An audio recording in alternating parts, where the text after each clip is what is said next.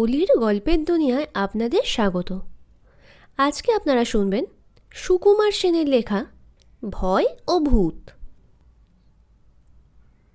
সত্য ঘটনা, নিজেদের অভিজ্ঞতা, সুতরাং নামধাম ঢাকবার কোনো প্রয়োজন নেই। আমি আর বিমলেন্দু স্কুলের 5th ক্লাসে, এখনকার 6th-এ 3-4 দিন আগে পিছে ভর্তি হয়েছিল।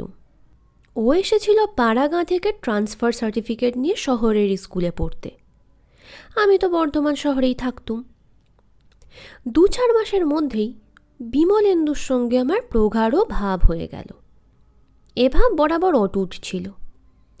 বর্ধমানে দুজনে একই স্কুল থেকে প্রবেশিকা পরীক্ষা পাশ করি, একই কলেজ থেকে আইএ পাশ করি। তারপর কলকাতা এসে আমাদের কলেজ ভিন্ন হয়, কিন্তু ছাড়াছাড়ি হয় না। আমি এমএ পাশ করে বিশ্ববিদ্যালয়ে গবেষণা করতে থাকি। বিমলেন্দু এমএ পাশ করে ভারত গভর্নমেন্টের হায়ার সার্ভিসের পরীক্ষা দেয় ও আয়কর বিভাগে কাজ পায়, যদিও ওর চাকরি বদলির। বিমলেন্দু চাকরি নিলে আমি পড়াশুনো চালিয়ে যেতে লাগলুম, উপযুক্ত কোনো চাকরির সন্ধান না পেয়ে। আমাদের দুজনের মেলামেশা আগেকার মতোই অক্ষুণ্ণ চলতে লাগলো। যেদিনের কথা বলতে যাচ্ছি তখন বিমলেন্দুর বিয়ে হয়েছে, তবে তখন ওর স্ত্রী বাপের বাড়িতে ছিল। কলকাতায় তখন তার বাসা ছিল বাগবাজার অঞ্চলে। সংসারে তখন বিমলেন্দু আর তার মা ছাড়া আর কেউ নেই। আমি থাকি গোয়া বাগানে মামার বাড়িতে। একদিন কথা হলো শনিবার সন্ধ্যায় কর্নওয়ালিস থিয়েটারে সিনেমা দেখবার। সেখান থেকে 6টার শোয়ে ছবি দেখে বাসায় ফিরব। সেদিন বিকেলের আগেই বিমলেন্দু আমার কাছে এসে হাজির, আপিস ফেরতা। বললে, সন্ধ্যার শোয় টিকিট পাইনি, তাই রাত্রির শোয় টিকিট কিনেছি, সেই কথা তোকে জানাতে এলুম। আমি বললুম, এখানে সাপারের যে বন্দোবস্ত, তাতে রাত্রির শোতে যেতে অসুবিধা হবে। তার ভাব নাকি? তুই আমার কাছে খাবি, তারপর ছবি দেখে বাড়ি ফিরবি। যা, ভিতরে গিয়ে বলে আয়। আমি মামিমাকে বলে এলুম যে রাত্রিতে বিমলেন্দুর বাড়িতে খাবো। তারপর বিমলেন্দুর সঙ্গে বেরিয়ে পড়লুম। ওর বাড়ির গলিতে ঢুকে মনে হলো শনিবারের বিকেলের পক্ষে বড় নির্জন বোধ হচ্ছে। তাকে জিজ্ঞাসা করাতে সে বললে, আমার বাসার সামনাসামনি যে ভদ্রলোক থাকতেন, তিনি রাত্রিতে মারা গিয়েছেন। তিনি পাড়ার একজন চাই ছিলেন।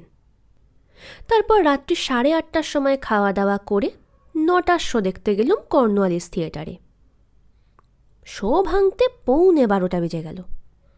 রাস্তায় নেমে বিমলেন্দু বললে, রাস্তা তো খুব ফাঁকা দেখছি, দুজনের তো একলা একলা যেতে হবে দুদিকে। তার চেয়ে চল আমার সঙ্গে, ওখানে রাতটা কাটিয়ে সকালবেলায় গোয়া বাগানে ফিরবি। ওরা তো জানেন যে আমার কাছে এসেছিস, তা ভাবনা চিন্তা করবেন না। আমি সায় দিলুম। একটা রিক্সা করে দুজনে বাগবাজারে ফিরে এলুম।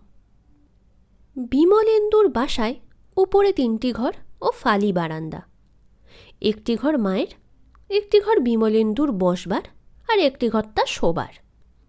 বিমলেন্দু এসেই বললে, একটু চা খাওয়া যাক নাকি? চা, দুধ, চিনি, জল, স্টোভ, কেটলি, কাপ, ডিশ, ছাঁকনি সবই ছিল তার শোবার ঘরে এক পাশে। প্রাইমা স্টোভ জ্বালিয়ে সে চায়ের জল চড়িয়ে দিল। চা হলো, আমি 1/2 কাপ খেলুম। তারপর দুজনে শুয়ে পড়লুম। আমাকেও শোয়ালে খাটের ওপর, আর নিজে সে শুলো মেঝেতে একটা মাদুর পেতে, আর বালিশ বালিশ নিয়ে। এমনি করেই ও শুতে ভালোবাসত। শুয়ে শুয়ে কিছু কথাবার্তা হতে হতে বিমলেন্দু পড়ল ঘুমিয়ে, আর আমার চোখে ঘুম আসে না। এটা একটু অস্বাভাবিক ব্যাপার। আমিই তাড়াতাড়ি ঘুমিয়ে পড়ি, বিমলেন্দু নয়। ভাবলুম, নতুন জায়গা, ঠাঁই নাড়া হয়েছে বলে ঘুম আসছে না। যাই হোক, অনেকক্ষণ পরে ছেঁড়া ছেঁড়া রকম ঘুম এলো। কিন্তু হঠাৎ কিছু শব্দ শুনে তড়াক করে ছেঁড়া ঘুমের স্বপ্নতন্তু ছিঁড়ে গেল। আমি মুহূর্ত মধ্যে সজাগ হলুম, আর মনে পড়ল সামনের বাড়ির মৃত্যুর কথা। অমনি ভয়ের প্রস্রবণ আমাকে আচ্ছন্ন করল। আমি অনড় হয়ে কান পেতে আছি সে অস্ফুট শব্দের জন্য। শব্দ শুনলুম, একটুক্ষণ করে বাদ দিয়ে কয়েকবারই শুনলুম। মনে হলো শব্দটা মেটালিক, কিন্তু বাসন মাজার শব্দ নয়, টিন কাটার শব্দও নয়, শান দেবারও শব্দ নয়। তাহলে কিসের শব্দ? ভয়ে অভিভূত হয়ে মনে হলো বিমলেন্দুকে জাগিয়ে দিই, কিন্তু প্রচণ্ড ভয় পেলেও আমার সুবিবেচনা একেবারে লোপ পায়নি। একে ওর ঘুম কম, তাতে যদি কাঁচা ঘুমে উঠিয়ে দিই তবে আর তার ঘুমই হবে না। তাছাড়া ও যদি আমাকে ভয় কাতুরে বলে উপহাস করে, তা আমি সইতে পারবো না। তখন মনের রাশ জোর করে ধরে ভাবতে লাগলুম, শব্দটা আসছে গলির দিক থেকে নয়, আসছে ভিতরের বারান্দার দিক থেকে। এই সিদ্ধান্তে ভূতের ভয় 1 ডিগ্রি কমে গেল।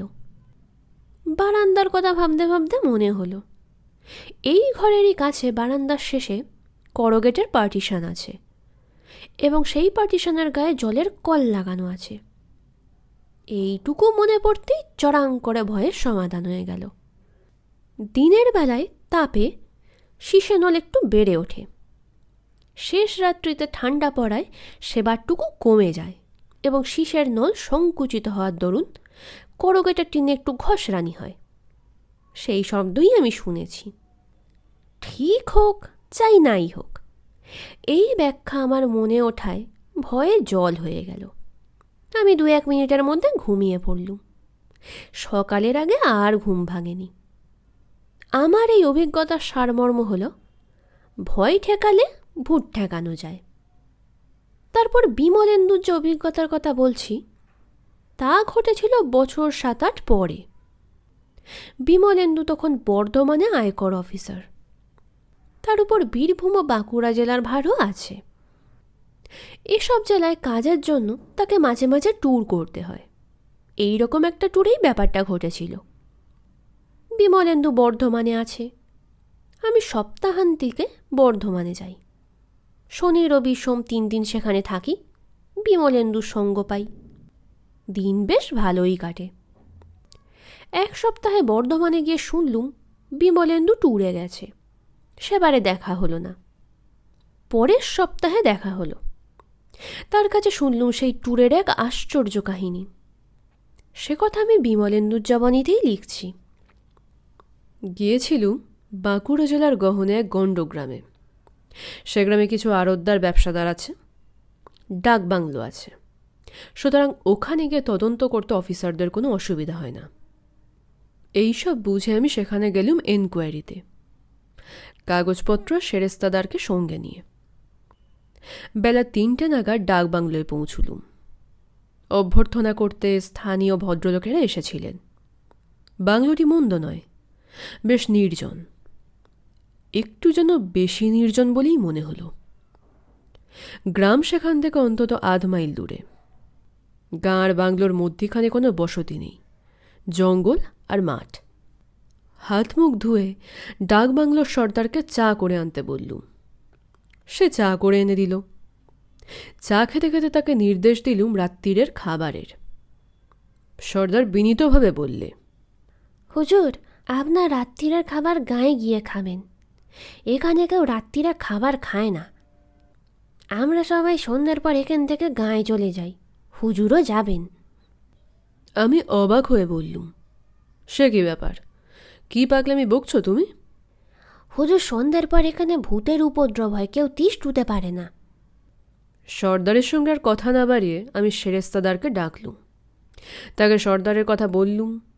সে ঘাড় চুলকোতে চুলকোতে বললে, স্যার, সব কথা সত্যি। এখানকার ভদ্রলোকেরা এসেছেন আপনাকে রাত্রিবেলায় গাঁয়ে থাকবার ও খাওয়ার জন্যে বলতে। এই বলে সেরেস্তাদার বাবু 3-4 ভদ্রলোককে নিয়ে এলেন।